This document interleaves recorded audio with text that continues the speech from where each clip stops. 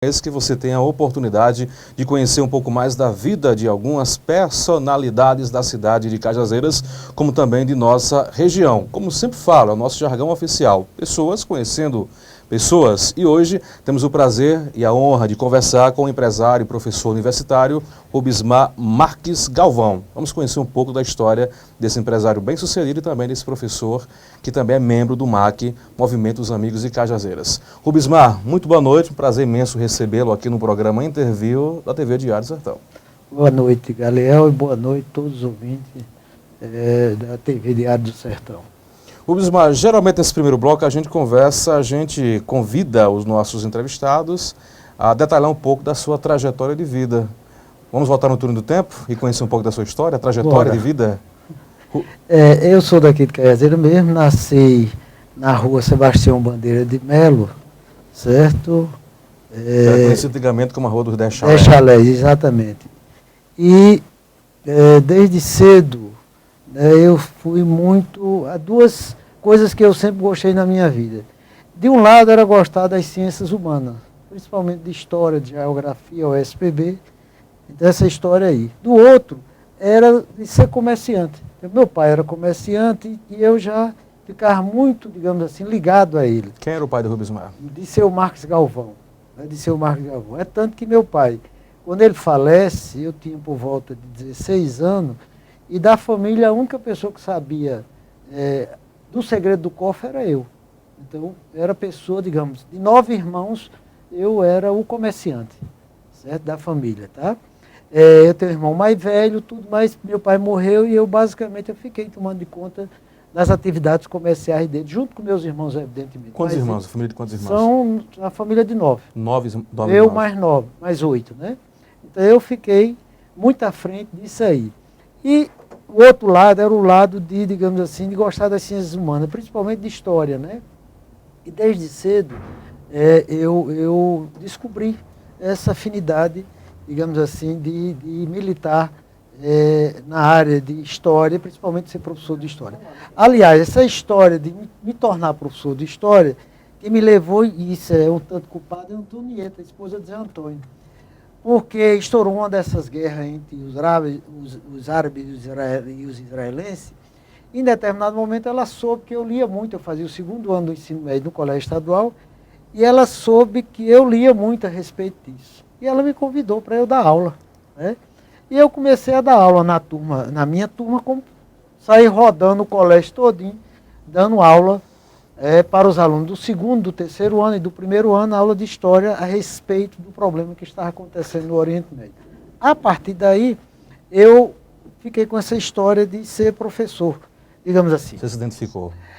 Agora veja bem, engraçado, apesar de se identificar, meu primeiro curso não foi história, eu sou formado em economia. Economia? Economia, eu sou economista. Em Campina Grande? Não, João Pessoa, no UFPB. Mais ou menos o seguinte, né? Quando eu fui fazer vestibular para economia. E você poderia perguntar, mas você não disse que se identifica com professor, por que você não foi ser professor? Porque minha cabeça não me permitiu naquele momento fazer o vestibular, por exemplo, para história. Por quê? Porque é uma profissão extremamente, digamos assim, desvalorizada. Sabe, eu achava, em meus 17 anos por aí, achava que ser professor não era ser muita coisa. Ia passar fome. No mínimo. Evidentemente que eu não pensava em ser professor de universidade, né? Eu pensava no máximo ser professor do ensino fundamental, do ensino médio, naquele ano, 1º e 2º grau. E aí eu fui para fazer economia. Você vai dizer, por que você foi fazer economia? Porque eu sempre gostei de matemática. Então eu gostava das ciências exatas e gostava das ciências humanas.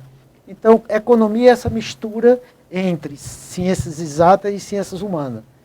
Então, eu fiz meu vestibular de economia no primeiro, no outro ano eu fiz vestibular para administração. E eu fazia economia e administração, esses 2 cursos na UFPB, que nesse tempo permitia. Ao mesmo tempo? Ao mesmo tempo. E, em determinado momento, eu fui ser monitor de uma disciplina de história econômica. Na realidade, história econômica do Brasil e história econômica geral, que era dada, essas disciplinas, era dada por professores do curso de história. E, em determinado momento, a professora chegou para mim e disse assim, o que é que você está fazendo aí? Isso em João Pessoa ainda? Isso em João Pessoa. Disse, como assim? Disse, você é um brilhante aluno de História Econômica. E por que é que você não vem fazer História? Bom, aí eu fazia Economia e Administração. E em determinado momento eu disse, eu não gostava muito de administração, não me identificava muito com a administração. Eu disse, por que eu não vou fazer História?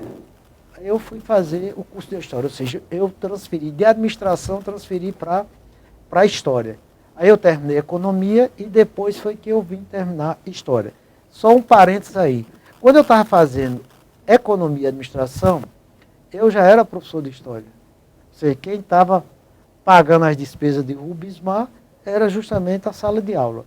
Você ensinava História em João Pessoa? Ensinava História em João Aonde? Pessoa em cursinho. Cursinho? Em cursinho, ensinava em cursinho e fazia Economia e Administração. E aí começou aquela Então, história da paralelamente, o contradição. destino estava já lhe empurrando para... Exatamente, aquela contradição. E essa história da professora, digamos assim, foi uma sopa no mel, digamos assim. O que é que você está fazendo aí? Aí eu disse, e por quê? Ele disse, não, você é um brilhante aluno de História, por que você não vem para o curso de História? Eu disse, como é que eu faço? Ele disse, não, você faz 2 cursos, ela já sabia que eu fazia 2 cursos, mude um desses 2 cursos. Eu mudei de Administração para História, aí sim eu terminei Economia e depois vim terminar então História.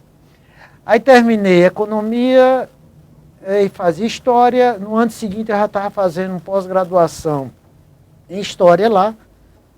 Eu tinha uma coisa interessante, de manhã eu tinha professores meus que era professor no curso de História e à tarde eram meus colegas no curso de pós-graduação, porque eu já era formado em Economia. Aí eu terminei o curso de História, terminei a especialização, aí em seguida eu fui para Recife para fazer o mestrado. Deixa eu dar só um stand-by e voltar a Cajazeiras. Antes de você ir para o estadual, você estudou aonde? Não, eu fui, na realidade eu sou, digamos assim, fruto da escola pública. Estudei no Dom Moisés, no Milanês aqui, iniciei meus primeiros estudos, depois fui para o Dom Moisés Coelho, e do Dom Moisés Coelho eu fui para o colégio estadual. Foi lá no primeiro ano que o estadual começou a funcionar, onde hoje ele funciona. Então eu fiquei todo o ginasial e o ensino médio no colégio estadual.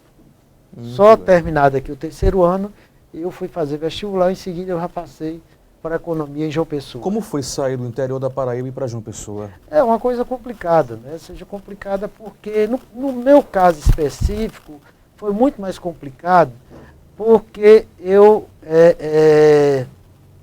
era, digamos assim, meu pai era comerciante, quando ele morre... Para quem não conhece, qual era o ramo de comércio? Era bares e restaurante. Era dono do bar do Tênis Clube, foi dono do bar do 1º de Maio e tinha lanchonete. E foi, inclusive, dono de um bar chamado, muito famoso em Cajazeira, chamado Manda Brasa, onde hoje é Décio. Manda Brasa. Então, meu pai morreu e eu fiquei, digamos assim, sendo o gestor. Responsável pelo legado. Por isso aí. Ou seja, a gente tinha uma lanchonete e tinha um bar do 1º de Maio. Em determinado momento, eu fiz vestibular, passei... E eu cheguei para minha mãe e disse, mamãe, aí, eu passei, o que é que eu vou fazer? Ela disse, não, vai embora. Aí eu fui para João Pessoa, mas 2 anos depois, a atividade comercial aqui se encerrou, porque na realidade a veia comercial era sua, era minha, né? Então o pessoal não conseguiu dar continuidade a isso aí. Quem foi a mãe? Marina Feitosa Galvão, ela morreu inclusive esse ano, dia 3 de janeiro. Ela o quê? Cuidava só da casa, do lar? Era professora. Professora do ensino infantil, né? Ensino fundamental. Talvez ela tenha inspirado inconscientemente você nesse sentido, de optar futuramente pela carreira de ser professor também? Não sei, eu sempre digo o seguinte, ou seja, ser professor você já nasce. É como ser administrador, sabe? Ou seja, não é um curso de administração, eu sempre digo, tem que ter cuidado. Ou seja, não é para a pessoa acha que vai fazer um curso de administração e vai ser um grande administrador. Você tem que ter um tino para a coisa. Não, tem que estar na veia. Se não tiver agora, o curso de administração, ele molda você, ele melhora você, mas se não tiver no sangue, não vai não. Tem que estar no sangue. É talento e vocação, o casamento. Aí você faz um curso para lhe moldar, para lhe aperfeiçoar, né? Você trilha melhor, mas tem que estar no sangue, tá?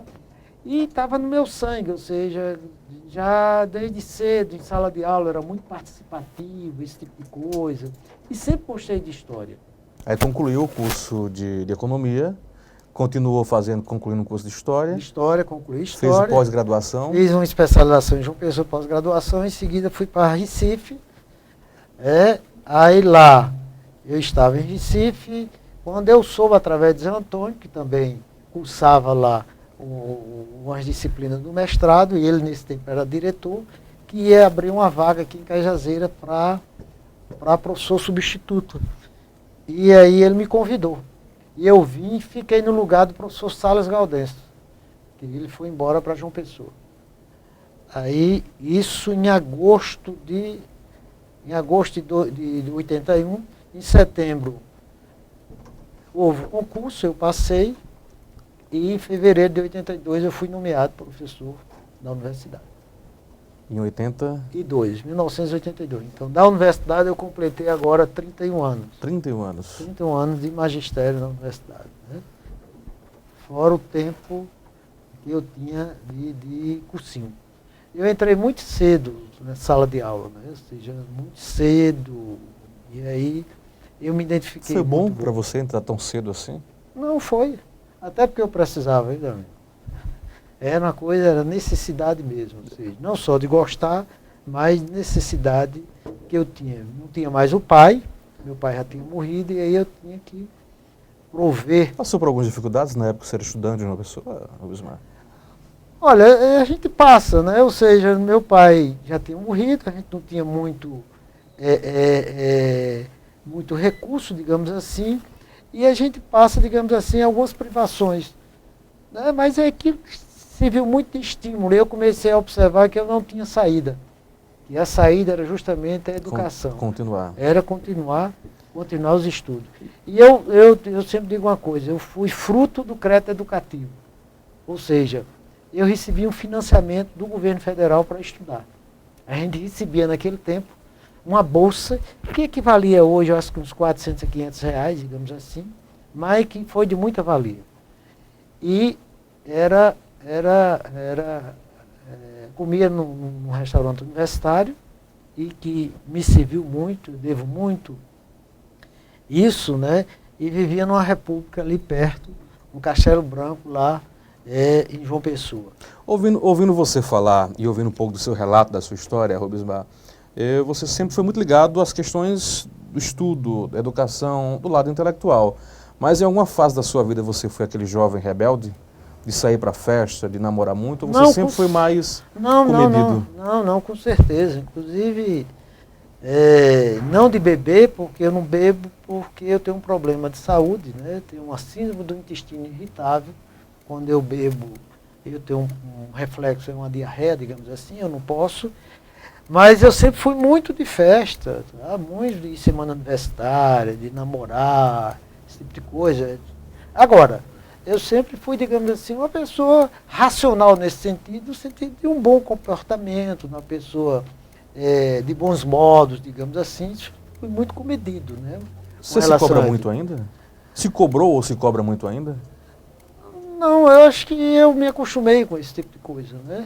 Eu me acostumei, sabe? Ou seja, para mim, não beber foi uma coisa que eu me acostumei desde cedo. Eu acho que eu só bebi até os 20 anos, 21 anos. E não beber, eu me acostumei desde cedo a não beber. Mesmo quando eu bebia, mas era uma coisa social. E aí, eu tirei de letra. Você se considera uma pessoa muito disciplinada? Extremamente disciplinada. Seria o pontapé inicial para o sucesso? Ter disciplina na vida? Eu sempre digo o seguinte, por exemplo, do ponto de vista intelectual, eu nunca me achei uma pessoa, digamos assim, pessoa intelectual demais, ou seja, de capacidade de raciocínio extremamente elevada. Não sempre me achei uma pessoa normal. Agora, sempre fui disciplinado, sabe? Sempre fui disciplinado. Em todas as minhas coisas, eu sou disciplinado. Você poderia me perguntar, como é que você encontra tempo de resolver suas coisas? Certo? Porque eu tenho uma família grande, né? Tenho uma família aqui, tem outra em João Pessoa, né? Ou seja, parte dos meus filhos moram em João Pessoa. Eu tenho esse negócio das atividades que eu tenho de loja, tudo. Professor na universidade, mexo com MAC, CDL, Sindibens, Tênis Clube, presidente do Tênis Clube, uma série de coisas. como é que você resolve isso aqui? Você consegue... Sobra tempo para o lazer de Rubismar Galvão? Aí veja bem, eu nunca fui uma pessoa, digamos assim, de muita saída, essas coisas. O fato de não beber já lhe deixa muito... um pouco, né? Já lhe deixa muito em casa, né? Principalmente quando você vai ficando mais velho, né? Você não tem muitas motivações para sair. A minha motivação para sair é de encontrar com as pessoas que eu gosto de conversar, que é a coisa que eu mais gosto, certo? De conversar, entendeu? Então, essa disciplina minha faz com que, por exemplo, eu religiosamente todo dia eu me acordo às 5 horas da manhã. Né? Já estou fazendo caminhada, fazendo minhas atividades, e dorme de que horas? Estudando. Eu durmo de 11 horas da noite, esse tipo de coisa. E consegue ter um sono reparador? Eu durmo à tarde. Ah, dá um soneca à tarde. Eu só chego na loja por volta de 4h30, 5 horas e faço muitas minhas atividades à tarde. Rubismar casado com quem? Cleide Gonçalves Ramalho, Conceição. Como conheceu a Conceição? Na realidade, eu conheci uma irmã dela que estudava aqui, fazia pedagogia, certo? E em determinado momento, essa irmã, ela veio, a minha esposa veio uma vez fazer vestibular aqui, e eu estava conversando com a irmã dela, não sei, uma história, me aproximei da irmã dela, e eu perguntei quem era aquela menina, ela disse, minha irmã. A partir daquele dia, bateu o olho, né? Mas a gente passou, digamos assim, em torno de 5 ou 6 anos para se encontrar. Né? A gente ia se encontrava, namorava, ela morava em Conceição, morava em João Pessoa, e a gente ficou nessa história de vai para lá, vai para cá, até Era da cidade de Conceição. De Conceição, né? Mas morava em João Pessoa, ela fazia pedagogia lá em João Pessoa, e depois, de um determinado tempo, a gente começou a namorar, e nós ficamos até hoje. Filhos? São 5. 5 filhos? 5 filhos. Quem são os filhos? É o Caio, é advogado, a Adla faz medicina. Medicina aqui na UFCG? Na UFPB, em João Pessoa. Iane faz administração em Souza, e essa eu acho que vai ser herdeira nas lojas. E tem Marina, 17 anos, faz medicina também, né, passou esse ano. E tem Ellie, que tem 13 anos. Essa faz família grande. O 8º ano em Carmelita. Dá trabalho administrar tanta gente em casa? Não dá trabalho porque, eu não sei, eu acho que eles viram muito exemplo de vida dos pais, certo? Minha família é uma família muito religiosa, né? Eles são evangélicos, são da Igreja Batista, e em função disso facilitou muito. Você é também? Não sou, mas não tenho nada contra. Né? Não tenho Vive nada em perfeita contra. harmonia. Exatamente, ou seja, vivo e estimulo eles, né? Estimulo eles a ir para a igreja, de acordar, de tudo. Eu sempre digo isso. A Rubismar tem a sua fé? Tenho, agora eu não tenho religião. Né? Eu não tenho essa história de religião, para mim depende. Até porque, como professor de história, eu tenho muito medo dessa história da religião. Porque a religião em si divide muitas pessoas. Sabe? Divide muitas pessoas.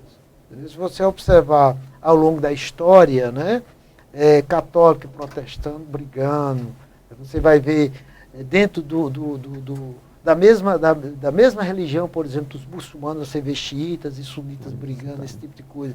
E cada um busca, então, sua verdade. Eu sempre digo o seguinte, e digo isso muito para meus alunos, olha, qualquer que seja a religião da pessoa, ou qualquer que seja a crença, desde que aquilo significa, antes de tudo, o bem comum, para mim tá bom demais. Ou seja, pode ser candomblé, pode ser, sei lá, qualquer coisa. Não está buscando, não é o bem comum. Como é que uma coisa que está buscando o bem comum, você é contra? Está buscando a felicidade das pessoas, você é contra. Então, eu não posso discriminar nenhum tipo de fé e de qualquer crença daquilo que as pessoas estão querendo o bem comum. Então eu não posso ser contra. Então, como professor, principalmente professor de história... A fé, contra a fé. Mas você não tem nada contra a fé. Não, desde eu tenho contra... Desde que ela vise um bem comum. Um bem comum. Agora, a instituição religiosa que você tem as suas... Mas por quê? Eu tenho porque muitas vezes, né, algumas igrejas, algumas religiões, né, elas criam verdadeiras animosidades umas com as outras. Porque cada uma busca, então, a sua verdade. Certo? Cada um busca, então, a sua verdade. E aí é muito difícil ser... A verdade é relativa? A verdade é relativa? Você não pode dizer que existe verdade absoluta. Né?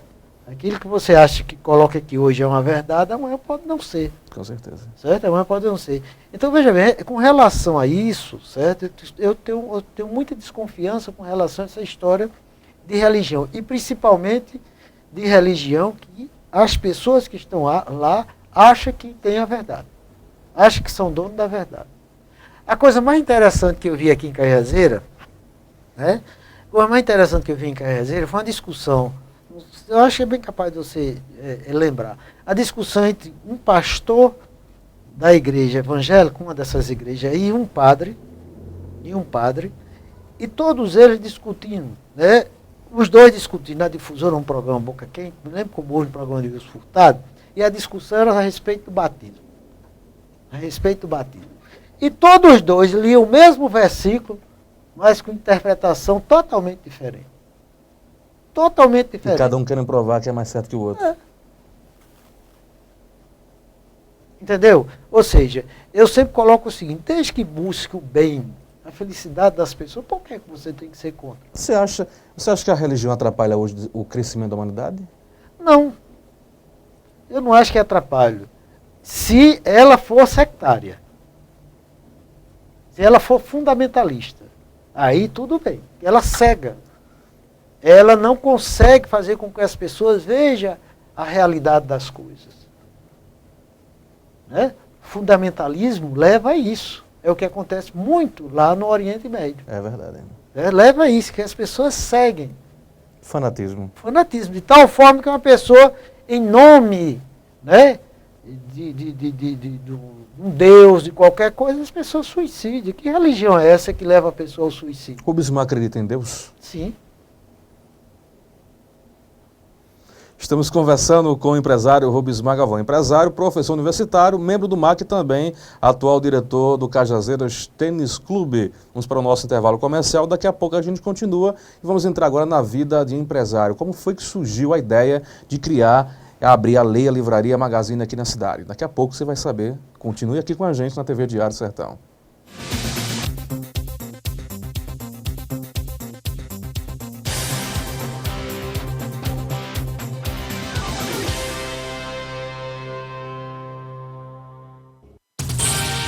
TV Diário do Sertão, a sua TV online. Mega promoção de aniversário Lojão Rio do Peixe. Aproveite! Que no nosso aniversário os móveis e eletros ficam ainda mais baratos. Guarda-roupa Gênova 6 portas, apenas 12 de R$ 39,90. Cama box casal Promolas, apenas 12 de R$ 65,90. Quer mais? Se liga aí! Tablet Samsung apenas 10 vezes de R$ 69,90. Sem juros! Aniversário Lojão Rio do Peixe. Realizar os seus sonhos é o nosso maior presente. Inovação, investimento e eficiência são fatores-chave para o sucesso.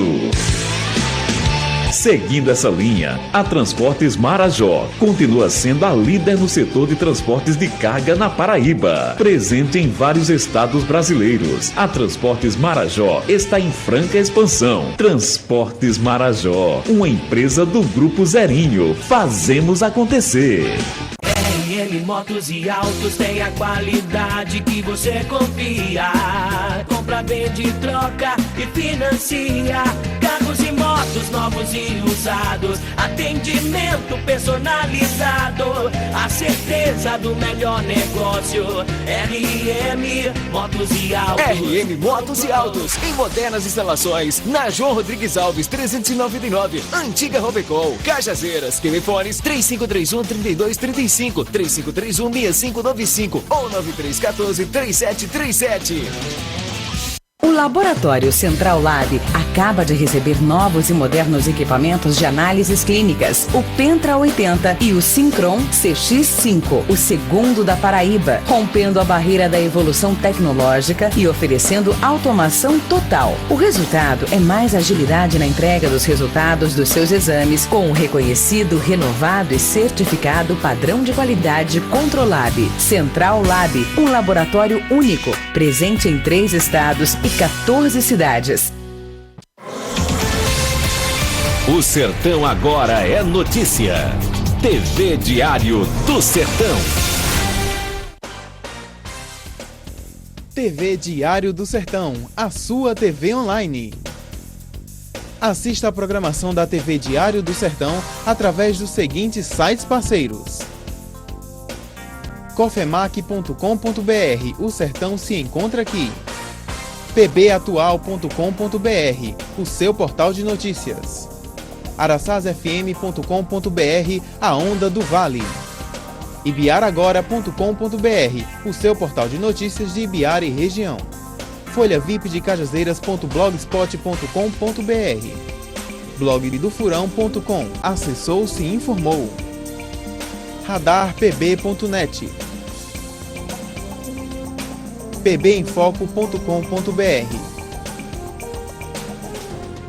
canalnoite.com.br, paraibaurgente.com.br, jornalismo de verdade, diamanteonline.com.br, agregando notícias a todo momento. Fique de olho nas novidades.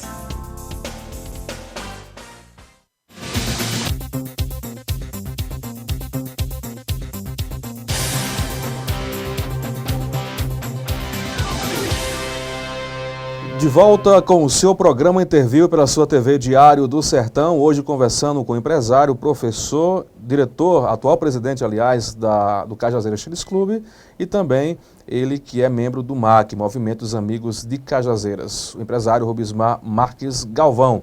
O Bismar, quem está conosco acompanhando, além de centenas de telespectadores, é o nosso amigo Joselito Feitosa, inclusive é o secretário de Planejamento, está parabenizando você pela entrevista e qualificando um homem forte e lutador. Estou na audiência. Obrigado, Joselito, pelas palavras e a todos os que estão nesse momento vendo a TV Diário do Sertão.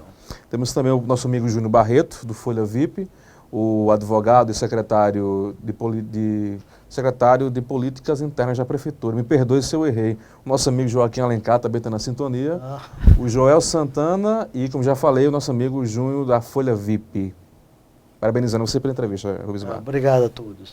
Daqui a pouco a gente vai registrar mais gente por aqui. Rubismar, professor, formou-se em Economia, História, fez um concurso, né, para professor substituto, voltou para Cajazeiras, depois tornou-se professor efetivo. Concurso professor efetivo. Em que momento o Rubismar resolve ressuscitar o dom para o comércio e abrir ali a livraria?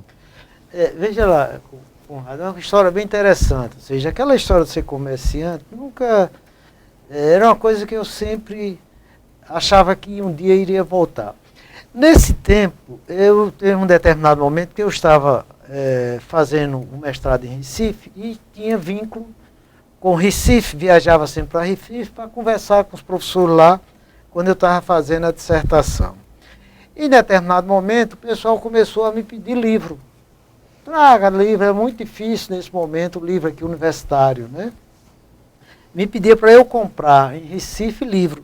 E eu comecei a observar, eu comecei a ver que era um mercado que poderia então ser preenchido.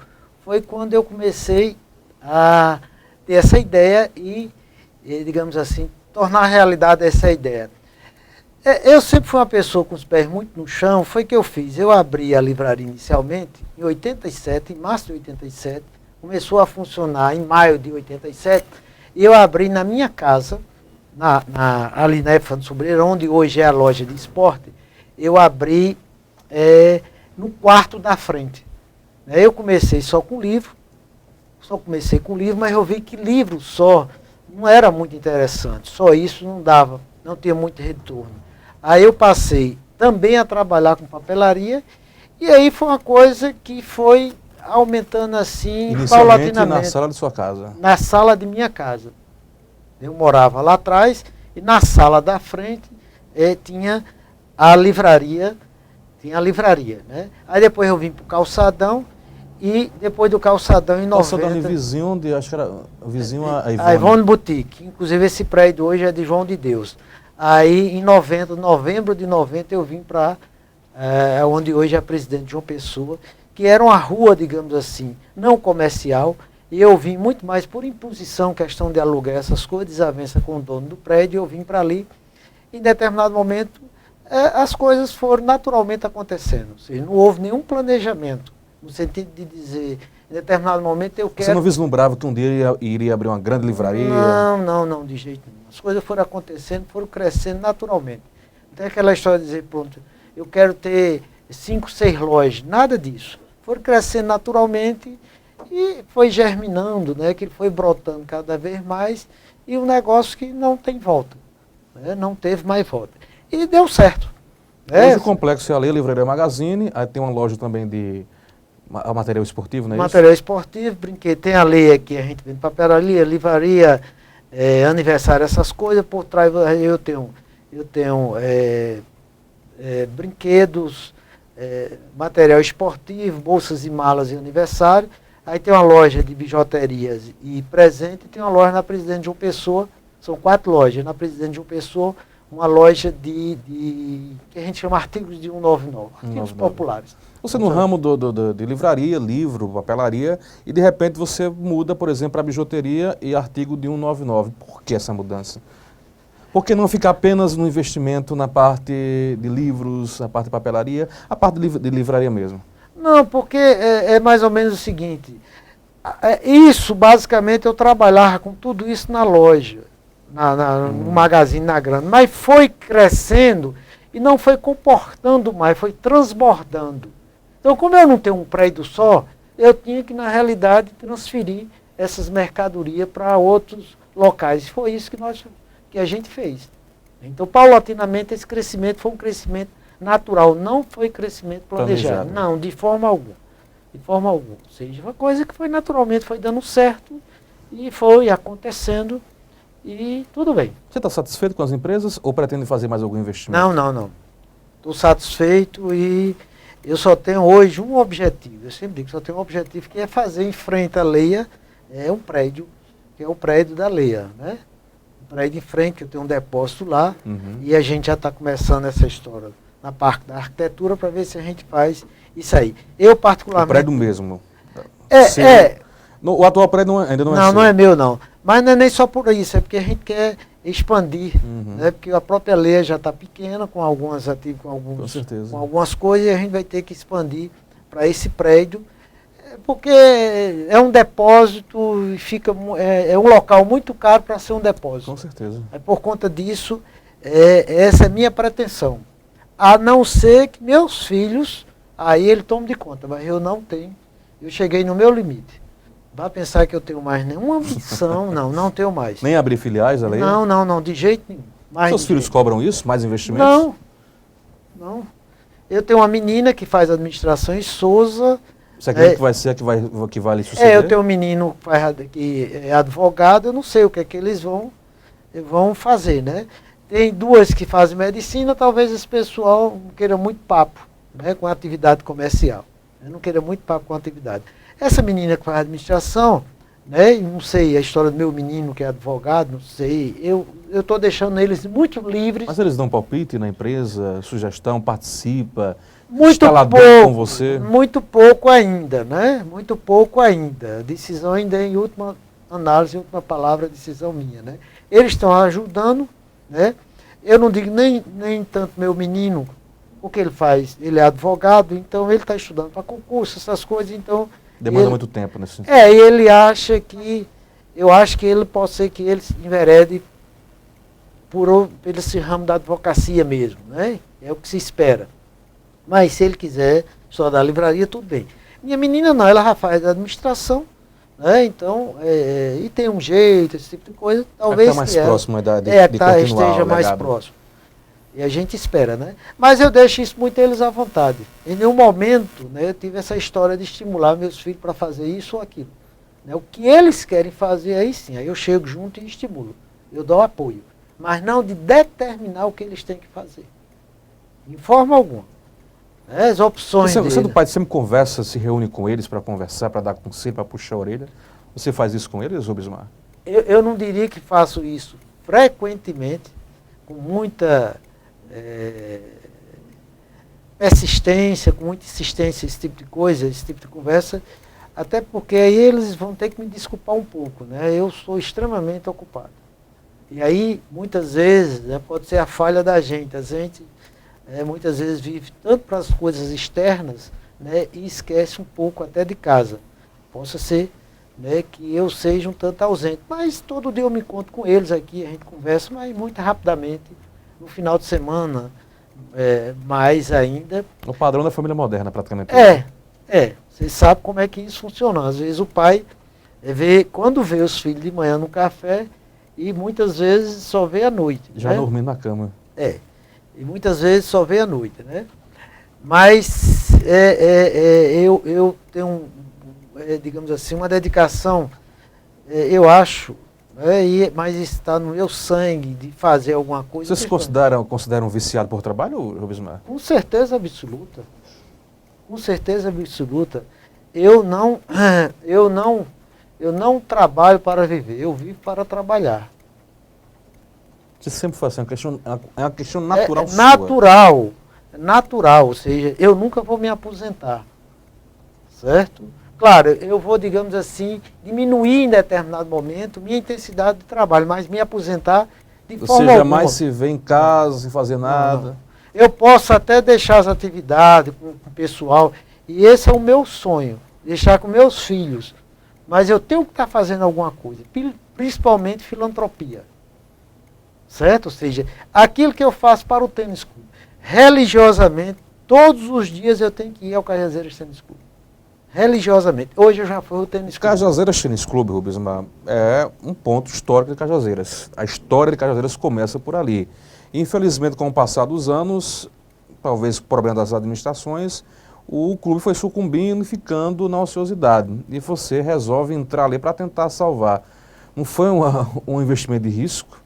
Totalmente de risco, extremamente de risco. Você arrepende disso? De jeito nenhum. Certo? Há salvação para o tênis? O tênis já está salvo. Salvação nele já está salvo. Se você for o tênis hoje, a parte central do tênis, ela é totalmente recuperada. Totalmente recuperada. Totalmente recuperada. Inclusive, nós estamos terminando de pintar. Nós pintamos o tênis 2 vezes por ano. Estamos terminando de pintar novamente o tênis, né, agora. Nós estamos terminando, daqui para o dia 15 de agosto, por aí, 20 de agosto, a gente termina a academia, né, que estava extremamente degradada, tudo, a academia. Fica naquele outro complexo, né, embaixo. E aí vai voltar a funcionar, com acesso ao sócio, a comunidade, esse tipo de coisa.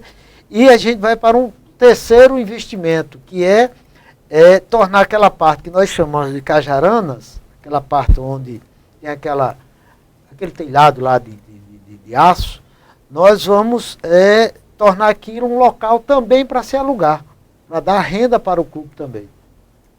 Para dar renda para o clube. Então o tênis hoje é um espaço recuperado, o tênis hoje sobrevive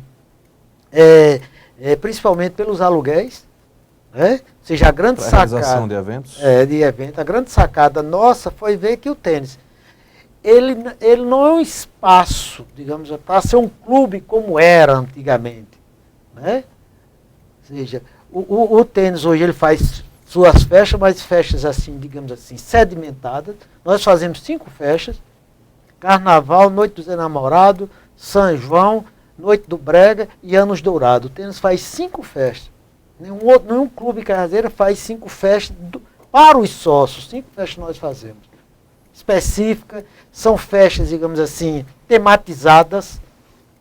Né? Nós fazemos Carnaval, só se toca frevo. Namorado é romântico. São João, só pé de serra. Fazendo a Noite do Brega, que vai ser agora no dia 28 de de setembro com a melhor banda de brega do Brasil, Labaredas, de Recife. É a melhor banda de brega do Brasil. Nós estamos trazendo agora no dia 28 de setembro, só brega, e fazemos anos dourados, com música dos anos 50, dos anos 60. Então são festas, inclusive, bem frequentadas. E as festas do tênis hoje são as melhores festas de Cajazeiras. Quem frequenta o tênis hoje sabe. Se você quer uma boa música, quer estar sentado ouvindo uma boa música, as festas do tênis. Um local requintado. Exatamente. A piscina, como é que ficou? Olha, a piscina é um problema. Piscina é um problema não só no tênis, mas em qualquer clube é um problema. Por quê? Porque é uma coisa muito cara. Ela foi desativada, a piscina foi desativada. E aí, nesse momento, nós não temos condições de reativar a piscina. Por quê? Em primeiro lugar, é um investimento muito alto, né? É em torno hoje, para fazer uma coisa bacana, uma coisa bonita, em torno de 50, 60 mil reais, daí para lá, fazer uma coisa boa. Mas esse não é o problema. O problema é a manutenção da piscina. Você sabe quantos sócios o tênis tem hoje? Pagando em dia? Em torno de 90 sócios. Só. A R$25. Isso deve dar o quê? Em torno de R$2.000. R$2.000. Como é que a gente com R$2.000 vai sustentar uma coisa que é uma piscina que vai custar em torno de R$3.000? Se você botar água, energia, funcionário, etc., cloro, tudo, em torno de R$3.000. Como é que 2 paga 3? Então não tem, ou seja, pelo menos por enquanto. Então qual é a saída que a gente está prevendo? Não há, por exemplo, uma campanha, não há uma intenção sua de uma campanha para novos sócios? Há essa possibilidade? A gente foi atrás, algumas pessoas vieram, outros não, certo? Mas o que eu estou fazendo, o que eu estou vendo é o seguinte, ou seja, eu penso o tênis como eu penso a lei e a livraria, da mesma forma, ou seja, de modo empresarial, como uma empresa. O tênis, a gente tem que pensar o tênis como uma empresa. O que é que eu tenho colocado para o pessoal, principalmente para a diretoria? Olha, só adianta a gente abrir a piscina quando o tênis tiver ombro. O que é que significa ombro? Quando puder com a piscina. E aí aí vai ter agora a academia que nós vamos alugar. Vai dar uma renda. Então você tem a academia que vai dar uma renda. A parte lá de baixo, nós vamos começar a reformar agora em agosto, e nós vamos começar a alugar também num aluguel até melhor, aquela parte de baixo. Aí é mais renda para o clube. E nós temos a parte de cima, renda para o clube, e os sócios. Então não adianta você atropelar, ou seja, não adianta você botar o carro na frente dos bois. Então, primeiro que o tênis tem que ter ombro, tem que ter capacidade para sustentar a piscina. Porque se você fizer o inverso, aí você acaba com tudo.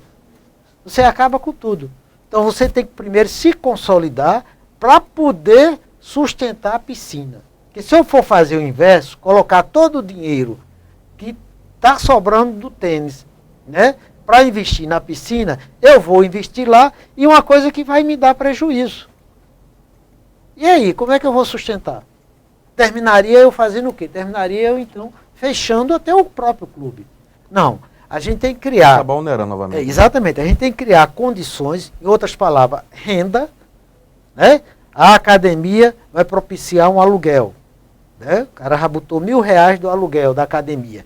Aí você tem a parte de baixo mais aluguéis e a parte de cima mais aluguéis e tem justamente... Mas criar uma renda estável, né? Exatamente. Uma renda fixa, né? Exatamente. Rubismar, saindo um pouco do seu trabalho filantrópico à frente do Tênis Clube, mas você também é membro de um importante grupo que tem o intuito de discutir políticas que visem o desenvolvimento e o crescimento de Cajazeiras de forma partidária, que é o MAC, que é o Movimento dos Amigos de Cajazeiras. Como surgiu essa ideia?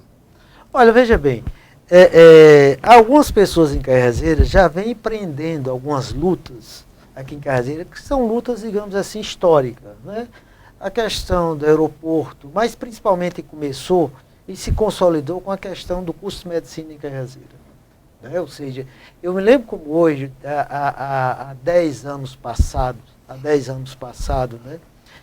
quando a gente começou a discutir, em 2005, desde 2004, 2005, começou a discutir essa história do curso de medicina. Para algumas pessoas era uma coisa extremamente absurda. Mas não para aquelas pessoas que acreditavam em Caiazeira. Principalmente essas pessoas do MAC, esse núcleo central. Não é o núcleo duro, que eu chamo assim, né? Mas a comunidade de Caiazeira, né? Então, a partir daquela luta do MAC, na realidade, tem uma luta, digamos assim, eu me envolvi em algumas lutas aqui em Caiazeira, não com relação, junto com o pessoal do MAC, mas isoladamente. Foi a questão da Faculdade de São Francisco, a questão da Faculdade de Santa Maria, a gente sempre esteve perto, sempre esteve junto com relação... Você já foi preceptor das discussões, né? A FAFIC, a Faculdade de Santa Maria, a Faculdade de São Francisco e a FAFIC, nós estivemos juntos, né? Ou seja, muito próximo com relação à expansão dos cursos superiores. Eu me lembro com a conversa que nós tivemos aqui no ano 2000, ou antes, eu acho que foi no ano 2000, lá no Gazeta, e tem essa reportagem no Gazeta. Essa reportagem, essa mesa redonda, ela foi dirigida, né, por Josival Pereira. Naquele tempo compareceu o pessoal da UFPB, da FAFIC, mas só tinha o curso de filosofia, Cizinho, que pensava em colocar um curso lá, onde era o curso dele. Que foi o professor Assisinho. Professor Assisinho, e Ana Goldifávio, com relação a Santa Maria, que nesse tempo não estava ainda instalada. Apenas se cogitava na instalação. E a gente começou a ver, desde aquele momento, que a saída para Caiazeira era o ensino superior. Foi o que salvou Caiazeira de ter caído. Exatamente, ou seja, no ano de 99, de 2000, né, eu participei dessa mesa redonda provocada, numa conversa que eu tive com Zé Antônio e Josival Pereira. A partir dessa reunião saiu essa mesa redonda, e essa mesa redonda nós começamos então a observar, né, que a saída para Caiazeira era justamente o ensino superior. E acertar em cheio. Exatamente, ou seja, foi nessas lutas que eu estive muito próximo com relação à Faculdade de Santa Maria, com relação à Faculdade de São Francisco, com relação à FAFIC, né, com relação à FAFIC. A gente teve muito próximo. E aí, em seguida, veio a luta justamente do curso de medicina, né? E nessa luta do curso de medicina, algumas pessoas se aproximaram mais, né? E a partir daí nós fundamos justamente o MAC, Movimento dos Amigos de Caiazeira. E eu te digo uma coisa, né? Quantos membros hoje é composto? Não, tem, se eu não me engano, são novos, são 10, né? Ou seja, é o que eu chamo de núcleo duro. Na realidade, o que é o MAC? O MAC é um movimento, ou seja, que tenta fazer essa articulação entre a articulação na sociedade civil organizada de Caiazeira. Ou seja, faz a articulação. Que na realidade a força maior do que está acontecendo em Caiazeira é a própria comunidade. Quando essas pessoas abraçam e aderem, então, nessa caminhada que nós estamos trilhando, né? Então, a partir dessa discussão que nós tivemos com algumas pessoas, né, e aqui eu faço uma referência muito especial a Fra Salles, né? Ou seja, uma pessoa que hoje eu admiro profundamente pela grandeza dele, pelo desprendimento, e pelo amor. Ele assiste nosso programa também. Pois é, pelo amor, espero que ele esteja assistindo lá em Recife, mas pelo amor que ele tem com relação à comunidade de Caiazeira. Ou seja, muitas vezes Fra Salles sai de Recife para Caiazeira para se reunir com a gente. Fra Salles é excepcional. Ele sempre aponta, olha, o caminho é por aqui, mas infelizmente a classe política parece que às vezes não entende muito bem essa linguagem e vai para um caminho contrário e às vezes prejudica o desenvolvimento da cidade. Exatamente. Ele, na realidade, ele foi um mentor intelectual, né, e hoje continua sendo do movimento dos amigos de Caiazeira. Então, é uma pessoa que hoje eu admiro profundamente por conta disso.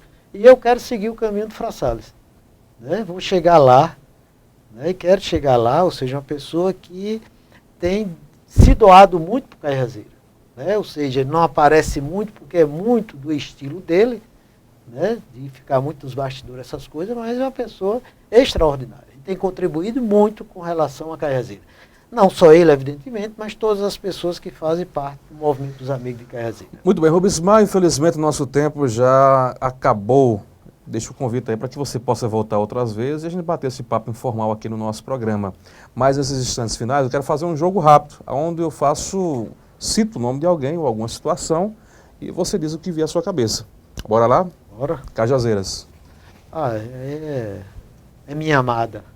Se não fosse o professor de história, seria o quê? Comerciante, eu já sou. Se não fosse comerciante? E seria professor. E se não fosse professor? Comerciante, eu acho que Você não teria outro caminho? eu não me Nesse vejo. eixo. Eu não me vejo. Em outra profissão, Não. de forma alguma. Não. Sua melhor lembrança de infância? Eita, o açude grande. Nadando no açude. Você nadou ali no açude grande? Sim, Tomou sim. banho ali no açude grande? Aprendi a nadar no açude grande. Na minha faixa etária, todo mundo aqui em Cajazeira, Deu um mergulho lá. eu mergulho lá, aprenderam a nadar lá, no açude grande. Rubens Mar, se não estivesse em Cajazeiras, estaria onde? João Pessoa. Por que João Pessoa? É porque lá a minha formação universitária foi toda João Pessoa e eu gosto muito de João Pessoa. Né? Meus filhos estudam lá, eu me identifico com João Pessoa. Seus pais? Minha vida, ou seja, meu norte. Rubens Mar, se você é a favor dos protestos, desses inúmeros protestos que aconteceram no Brasil? Com certeza absoluta. Se você fosse sair num protesto desse, o que você escreveria no seu cartaz? O que eu Ou na sua escreveria? faixa? Mais transparência, sabe? Em outras palavras, o que está faltando no Brasil é o emprego mais racional do dinheiro público. Política. Eu falando em política, políticos. Políticos.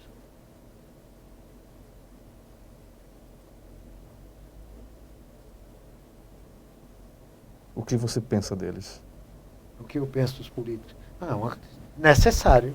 Não existe Necessário? democracia sem política e sem político. Tem que ter. Corrupção. Não, uma coisa que não pode existir. Rubens Mar tem medo de alguma coisa? Não, só da morte, né? Só da morte? Só da morte. Da solidão, tem medo? Não. Não tenho medo, não. Um livro que você leu, que você se identificou, ou que tenha lhe marcado. Você consegue trazer em sua lembrança agora?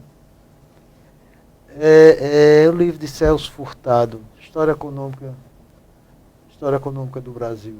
O que você já... Caio Prado Júnior também, História Econômica de Caio Prado Júnior. O que você está lendo agora? Ou terminou de ler?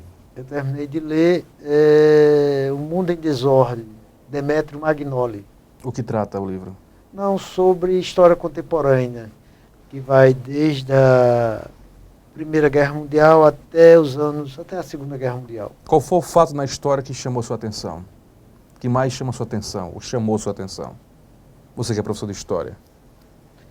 Não, uma coisa que, para mim, deveria ter sido resolvida e não foi resolvida em função dessa incompreensão, principalmente dos que lá habitam, a questão do Oriente Médio. Você iria lá? Teria coragem de ir lá? Com certeza. Teria coragem de enfrentar lá? Não, de visitar Israel, né? O Oriente Médio, sim. Qual o fato da história que não deveria ser história para você? Que não deveria ter acontecido. Exatamente. Porque não foi... Um fato na história que, na sua opinião, não deveria ter acontecido. A ascensão de Hitler ao poder. Não foi muito bom de jeito nenhum para a humanidade. Rubens Mar se considera um homem ambicioso? Olha, eu acho que não. Agora, você, principalmente como empresário, ele tem que ter algum tipo de ambição. Não é a ambição, digamos assim, do dinheiro pelo dinheiro, mas de uma realização. Certo? Por exemplo, eu me sinto uma pessoa realizada, principalmente com a família bacana que eu tenho, uma esposa, 5 filhos maravilhosos, né? E em algumas empresas, eu me sinto uma pessoa realizada. Certo? A ambição, assim, ambição de ter que... Por exemplo, eu disse agora, nesse momento, que eu não quero mais essa história de colocar mais empreendimento. Significa dizer que eu não tenho mais ambição. Eu já cheguei para mim, eu já me realizei hoje. Nas horas vagas, o que Rubens Mar gosta de fazer? Não. Fora de administrar suas empresas? Não, ler, principalmente uma coisa é ler e assistir filmes. Qual o gênero de filme? Principalmente, digamos assim, político. Eu gosto muito daqueles clássicos. Eu assisto muito clássicos, né? Sim, Qual o filme que você assistiu várias vezes e voltaria a assistir várias vezes? Não, eu gostei sempre, Dr. Zhivago, O Vento Levou, sabe? São os filmes que eu gosto mais. Você é romântico? Demais, é tanto que eu gosto muito, né? Eu gosto muito de música orquestrada, sabe? Ultimamente eu tenho assistido muito esses filmes, por exemplo, a história de Glenn Miller, sabe? Daquelas orquestras clássicas dos anos 30, 40 e 50 nos Estados Unidos. Então, um gênero que eu tenho inclusive uns 4 ou 5 filmes que são belíssimos, sabe? Que hoje que nós temos aqui esses grandes conjuntos, hoje nós temos, o que se tinha nos Estados Unidos nos anos 20, nos anos 30, 40, 50, 60, era aquelas grandes orquestras. Com certeza. Certo? Era aquelas grandes orquestras. Então, são filmes assim magníficos. Quem você jamais leria? Olha, veja bem, eu como professor de história a gente tem que ler tudo. Até Mein Kampf a gente tem que ler, de Hitler. Um sonho, Rubismar? Olha, é minha cidade, sabe? Ou seja, cada vez melhor. É uma coisa assim que eu sou extremamente apaixonado por Caiazeira. De fazer por Caiazeira. É uma coisa assim que me realiza estar em Caiazeira e de fazer alguma coisa por Caiazeira. E é o que eu vou terminar meus últimos dias de vida é fazendo esse tipo de coisa que eu faço, esse movimento MAC, essa história de, em determinado momento, ser presidente do tênis clube, ser presidente de outra coisa, né? Me realiza profundamente. Temos aqui, no finalzinho, temos o nosso amigo Chagas Pereira Medeiros. Olá, Calil. Pergunta aí para o seu amigo Rubismar, se o tênis clube tem que começar a ser recuperado pela portaria, ou seja, temos que ter a figura do porteiro, o Pedro Revoltoso, que é uma lenda como porteiro do Cajazeiras do Tênis Clube. A pergunta do questionamento é de Chagas Pereira. E também o pessoal do Vox, do site Vox 7, um abraço ao empresário Rubismar Galvão, para a entrevista. Quem está mandando um abraço é o Pedro Prensa e o Kim Rodrigues. Tá, a todos que... muito obrigado, né, pela atenção que está tendo com a gente. Com relação a essa história da portaria de Pedro Revoltoso, inclusive Pedro Revoltoso não tem mais condições, né, de ser porteiro, né, ou seja, em função idade avançada, o estado de saúde dele. Ele vai ser, se eu não me engano, homenageado agora pelo blog 7 Candeeiro, na festa, sexta do 7, na festa lá do dia 16, no Cajazeiras Tênis Clube. Muito obrigado pela entrevista. A todos, e principalmente a Petson, por esse grande empreendimento que Cajazeiras estava a necessitar. Obrigado. Final do programa Interview de hoje. Nós temos um compromisso agendado amanhã às 18 horas e o nosso entrevistado será o multimídia Cristiano Moura. Até amanhã.